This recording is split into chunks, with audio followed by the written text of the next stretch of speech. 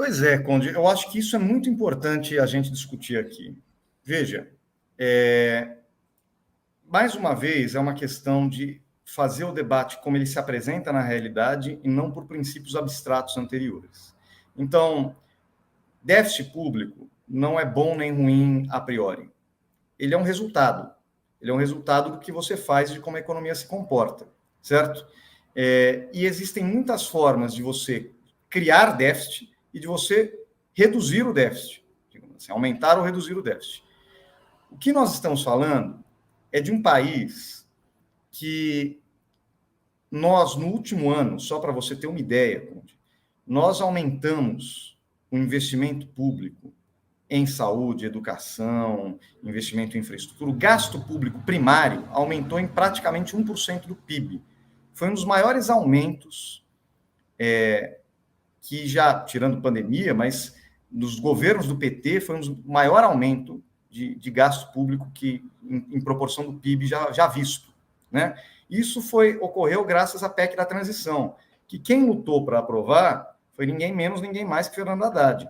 Ele não só lutou para aprovar os 145 bilhões de reais a mais em gastos, investimentos sociais, em infraestrutura para 2023, como ele também lutou para aprovar o fim do teto de gastos e a criação de um novo regime fiscal.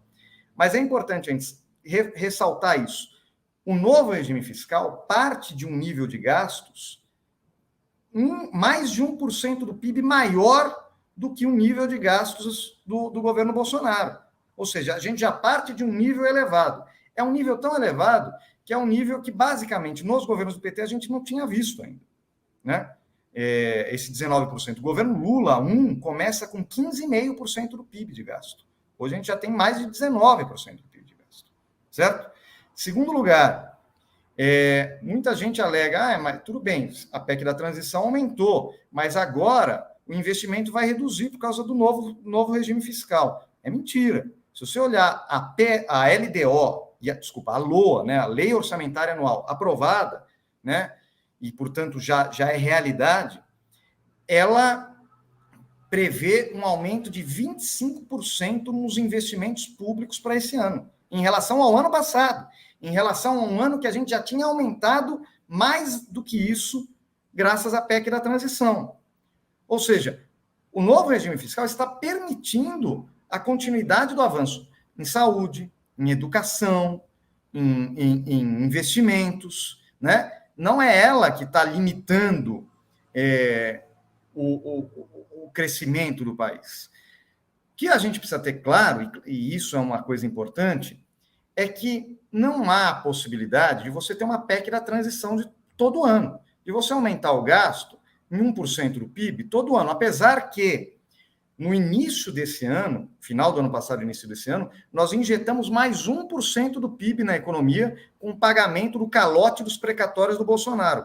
O Bolsonaro tinha dado calote nos precatórios, inclusive precatórios de benefício social, alimentares, e isso agora está sendo pago. Então, nós teremos mais uma injeção em 2024 de mais 1% do PIB, com impacto evidente na renda das pessoas e das famílias.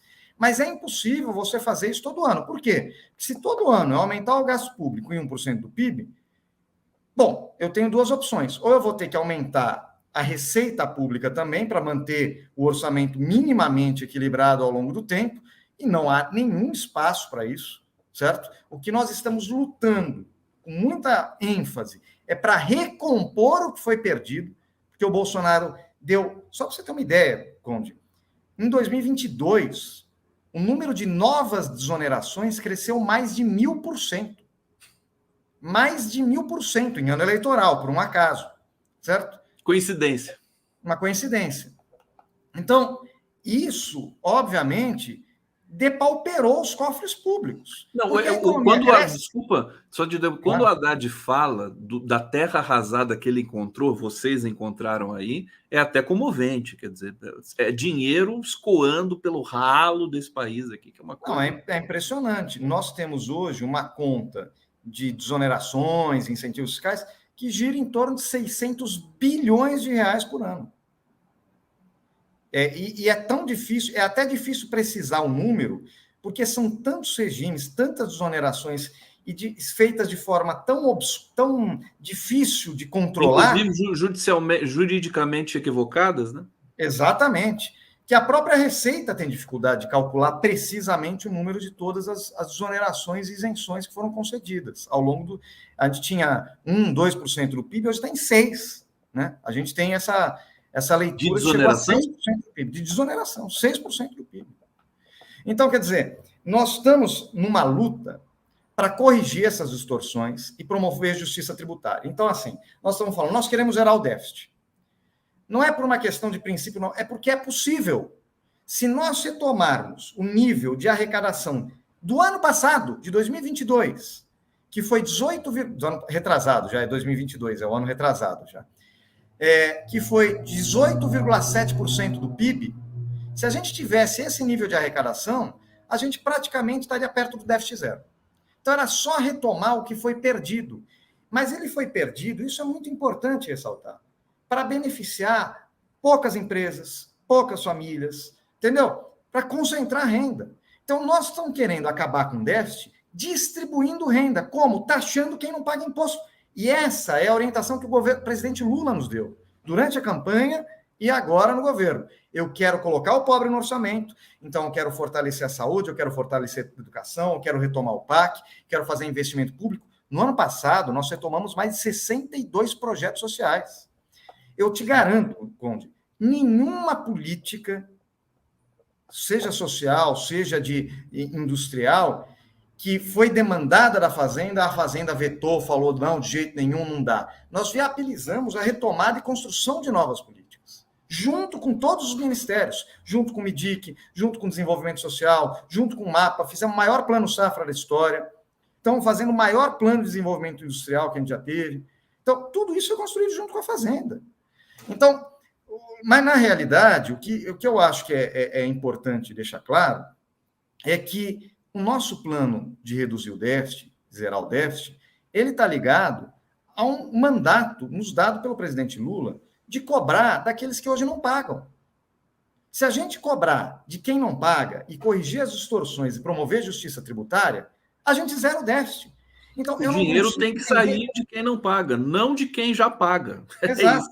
Exato. Então, eu não consigo entender por que resistir a uma agenda que é uma agenda típica da esquerda. Eu me considero uma pessoa de esquerda, sou uma pessoa vinculada a uma abordagem econômica também mais progressista. E, assim, nós lutamos a nossa vida inteira pela questão de tributar, de promover a justiça tributária e promover o combate à desigualdade a partir da justiça tributária. Qual é a consequência de você fazer isso? É você recuperar a arrecadação perdida e, com isso, zerar o déficit. Qual o problema disso? Se eu estivesse falando aqui em zerar o déficit, cortando o salário mínimo, cortando o Bolsa Família, claro. Aí sim a esquerda tinha todo o direito de mas não é o caso, é promovendo justiça tributária.